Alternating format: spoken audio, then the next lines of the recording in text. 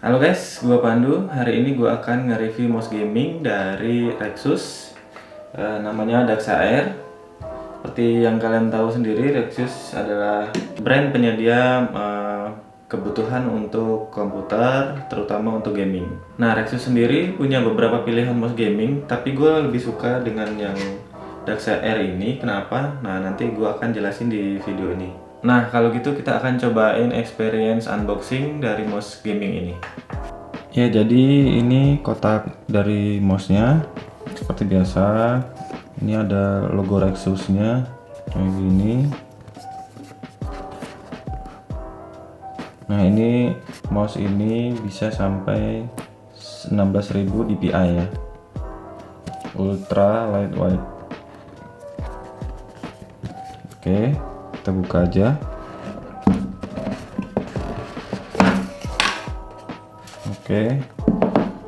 Nah, di dalam boxnya ini kemarin gua beli itu gua dapat free casingnya lagi ya. Ini udah casingnya warna oranye nih, jadi si mouse itu bisa kita ganti casingnya seperti ini. Nah, ini bisa diganti dengan yang desain honeycomb begini ataupun yang model biasa seperti ini. Nah, jadi kalau kita udah bosan dengan casing aslinya, kita bisa ganti nih. Tapi kalau untuk pembelian yang sekarang gua nggak tahu ya bakalan dapat gratis lagi seperti ini apa enggak. Soalnya kemarin gua sedang ada promosi. Lalu kita akan dapat pouchnya ini supaya bisa dibawa kemana-mana. Dan di sini mouse-nya nih seperti ini. Lalu kita juga akan dapat pemberatnya. Nah, ini pemberatnya, gue belum tahu ini bisa sampai berapa beratnya. Nah, pemberat ini tuh nanti bisa dipasangkan di dalam mouse-nya ini. Ini bisa dibuka. Lalu tinggal ini kita pasangin aja di sini. Nah, gini. Kita tutup lagi.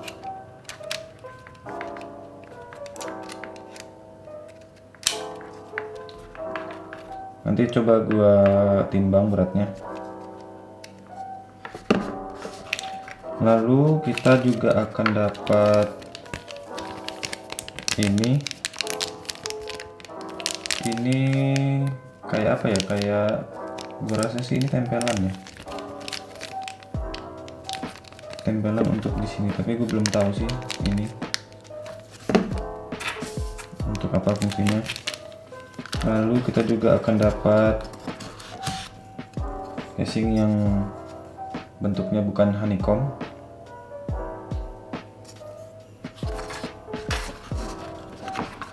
Lalu di bawahnya ada stiker. Ini bisa kita tempelin stikernya, stiker Rexus ya. Lalu ada buku panduan untuk memasangnya, dan juga ada kartu garansi. Oke, jadi ini gue mau coba timbang mouse-nya tanpa pemberatnya ya.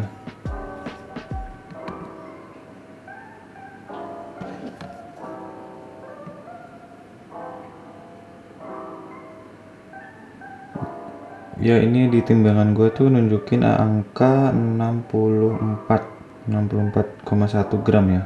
Itu agak beda dari yang mereka klaim, cuman 58 gram. Nah, sekarang coba gue tambahin pemberatnya.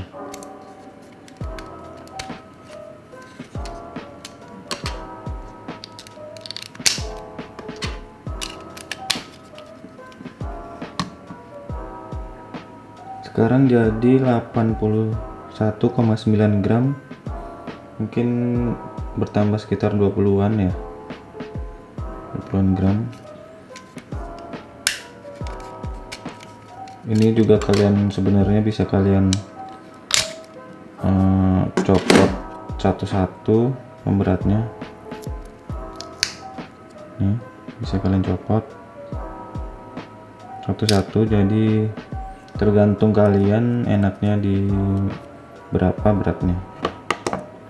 Nah, karena gue pribadi gue senang main game FPS seperti game yang gue mainin Apex Legends atau Call of Duty, gue perlu mouse yang ringan, jadi untuk geraknya itu lebih cepat gitu.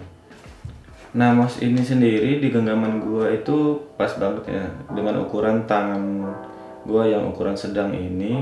Saat digenggam itu menurut gue pas banget, bentuknya, desainnya juga ngikutin desain tangan kita, apalagi dengan desain honeycombnya ini membuat gripnya lebih kencang ya. Untuk mouse-nya sendiri juga terbuat dari karet dan sangat nyaman sekali untuk scrollingnya. Di bagian tengahnya ini ada pengaturan untuk mengatur DPI-nya. Nah, DuxAir ini, kita bisa mengatur DPI dari DuxAir ini sampai ke 16.000 DPI. Tapi gue nggak pernah pakai sampai 16.000 sih. Lalu di bagian pinggir sini ada 2 tombol control mouse. Tombol ini sangat diperlukan buat para gamer ya. Jadi tombol ini bisa dibikin untuk shortcut.